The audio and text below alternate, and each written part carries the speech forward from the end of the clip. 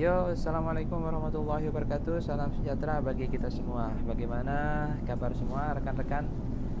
Ah, Kali ini saya berada di Singapore Street, lagi sitrain kapal karena kapal ini akan segera berlayar dan baru selesai dari dry dock. Oke, ya, rekan-rekan semua, juga para viewers. Di kesempatan kali ini saya akan coba ajak kalian semua untuk berbagi informasi tentang pelaut atau tentang pemula, bagaimana caranya menjadi seorang pelaut. Jadi bagi para pemula yang ingin atau bercita-cita jadi seorang pelaut, maka ada banyak faktor yang harus atau banyak persyaratan yang harus dipenuhi bagi kalian semua. Langsung aja nih ya. Jadi untuk kalian yang bercita-cita ingin jadi pelaut, pertama harus semangat tuh. Jadi kalian tuh harus semangat. Terus yang kedua tuh harus penuhi semua sertifikatnya, sertifikat serta ijazahnya. Ijazah itu semacam kayak AMTD, AMT 5, 4, 3, 2, 1. Dan untuk sertifikatnya itu kayak BST, SCRB, AFF, dan lain sebagainya. Jadi untuk rekan-rekan yang pemula atau pelaut-pelaut yang ingin berlayar, maka harus dan wajib memenuhi semua sertifikat yang disediakan oleh Dinas Perhubungan atau Dishub Laut. Oke, langsung aja nih.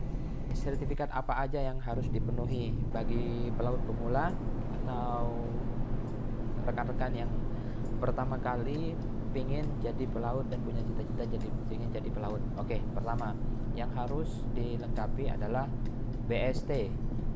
Itu dia. BST apa itu BST? BST itu adalah Basic Safety Training. Jadi BST itu bisa diambil di mana saja, di diklat semacam kayak PIP Semarang, PIP Surabaya, PP3P Jakarta. Pada dasarnya sih semua bisa menyediakan sertifikat tersebut, tapi ada sebagian juga yang nggak bisa mengadakan karena mungkin terbatas dengan alat praktek atau alatnya kurang lengkap.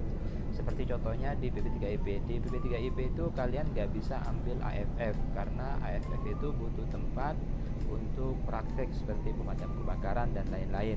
Jadi untuk BP3IP itu tidak menyediakan untuk diklat AFF gitu. Jadi yang pertama itu BST. Oke, lanjut yang kedua itu SCRB. SCRB itu Proficiency in Survival Craft and Rescue Boat. Di mana kita bisa ambil SCRB itu?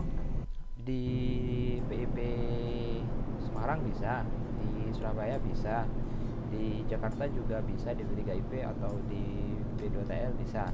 Jadi di mana-mana SCRB ini sudah bisa. Kalau saya sih ambil di Pertamina tahun 2010 kalau nggak salah itu. Jadi SCRB itu adalah Proficiency Survival Craft and Rescue Boat. Oke, lanjut yang ketiga adalah Advanced Firefighting atau AFF.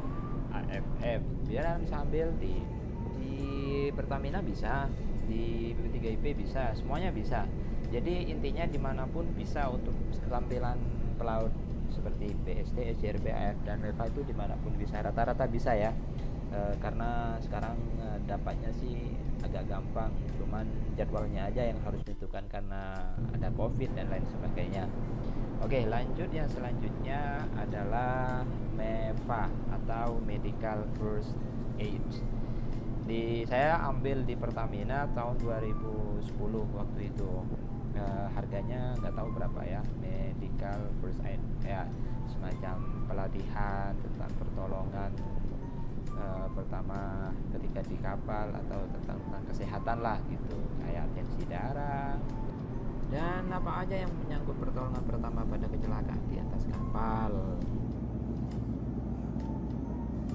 Dan selanjutnya yaitu Security Awareness Training atau SAT. Nah, SAT ini saya ambilnya di Pertamina juga tahun 2014 kalau nggak salah ya, tahun 2014 2014 berbarengan dengan SD. Jadi kayaknya S1 sama SD itu satu paket kayaknya. Jadi untuk kalian para pemula wajib punya itu S1 sama SD. 6 sertifikat itu BST, SRB, AFF, MEMPA, S1, SD kalian wajib untuk kalian punya.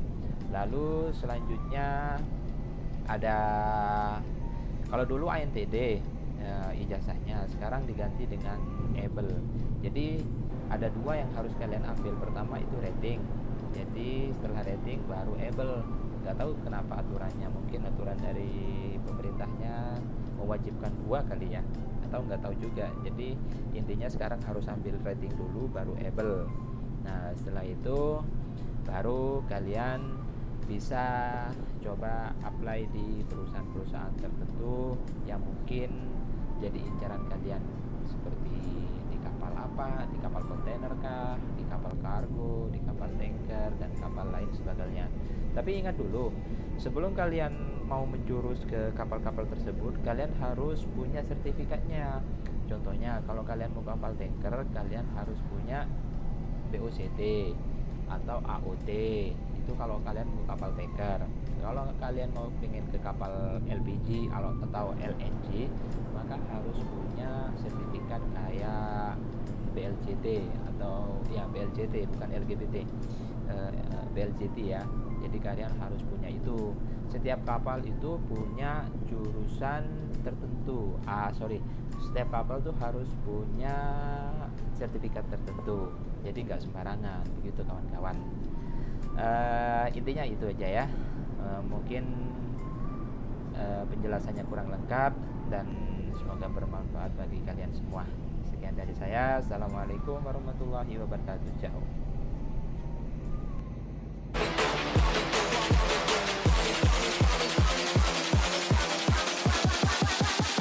Me do my two-step.